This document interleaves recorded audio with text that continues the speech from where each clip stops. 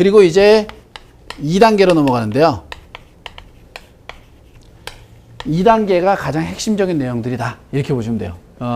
자, 2단계에서 주로 뭐를 하냐면 고객 알기예요. 고객 알기라는 게 무슨 소리예요? 정보를 수집하는 단계예요.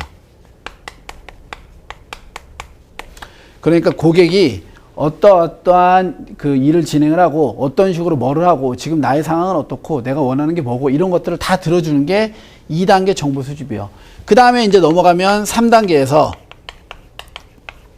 분석 및 평가를 하고요. 4단계에서 이제 제안서 만들고 5단계에서 실행하고 마지막 6단계에서 모니터링 단계를 거치게 되죠. 요게 기본적으로 우리 프로세스에서 다루는 내용들인데요. 자, 어디서부터냐면 요 2단계부터 3단계까지 특히 주의해서 보셔야 돼요. 왜 그러냐면 이 둘이 흡사한 부분들이 상당히 많아요. 자, 먼저 2단계에서 주로 우리가 확인해야 될 부분 볼게요. 고객 알기다 보니까 고객에 대한 정보예요. 첫 번째로 목표를 알아야 돼요. 목표. 모든 목표예요. 그러니까 이 목표라는 거는요. 계량적인 목표가 될 수도 있고요. 비계량적인 목표가 될 수도 있어요. 이걸 우리가 재무적 또는 비재무적 이렇게도 또 부르죠.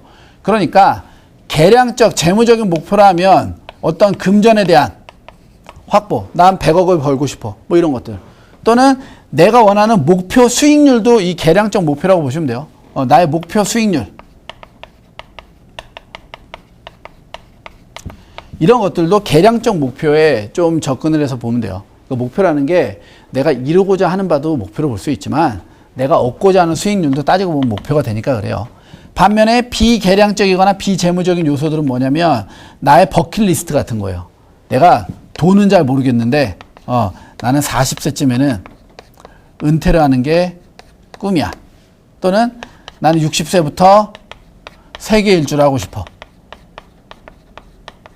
이러한 것들이 비계량적인 목표들이 되겠죠. 그러니까 가장 중요한 게 이 목표예요. 그럼 이 목표 중에서 특히 누구? 요 계량적 목표를 이루기 위해서는 금전적이나 수익률을 달성을 할 때는 반드시 투자라는 행위가 전제되어야 하는데 이 투자라는 행위를 하는 데 있어서 무분별하게 투자할 수는 없고요. 투자자의 성향이나 경험 또는 조건 이런 것들을 바탕으로 투자를 진행한다는 거예요. 이게 목표, 위험 성향, 수용 성향 이런 것들이 되겠죠. 이러한 것들도 어디에서 고객 알기에서 반드시 알아야 되는 부분들이요. 뿐만 아니라 여기 이제 목표 수익률이라고 했어요.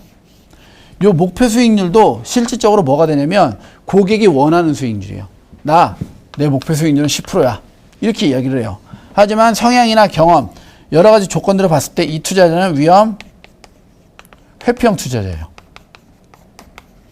그러니까 전체 자산 중에 70% 정도를 안전자산에 넣어야 되는데 안전자산에 70% 넣어서 10%는 절대 못 만드는 거예요. 그런데 이거를 몇 단계? 2단계에서 고객님은 위험 회피형이신데 목표 수익률 10%를 제시하셨습니다. 불가능해요. 목표 수익률 다시 말해보세요. 이건 아니라는 거예요. 왜? 2단계에서 우리가 할 건 뭐다? 고객 알기만 하면 돼요. 고객에 대한 이야기, 피드백을 주는 건 절대 하는 게 아니고 고객이 현재 어떤 걸 원하고 어떤 사람인지에 대해서 고객의 성향을 파악하는 게 바로 2단계에서 가장 핵심이에요. 그러니까 이제 그리고 나서 목표 수익률이 잘못됐으니까 수정하자는 어디서 하겠다는 거예요? 그죠? 3단계 분석 및 평가에서 거시경제적인 또는 미시경제, 주변 경제 상황들이나 현재 고객님이 갖고 있는 성향들이나 여러 가지를 종합적으로 분석해 봤을 때 10%는 불가능하고 5%에서 4%에 만족하셔라. 이런 식으로 제안을 다시 하는 거죠.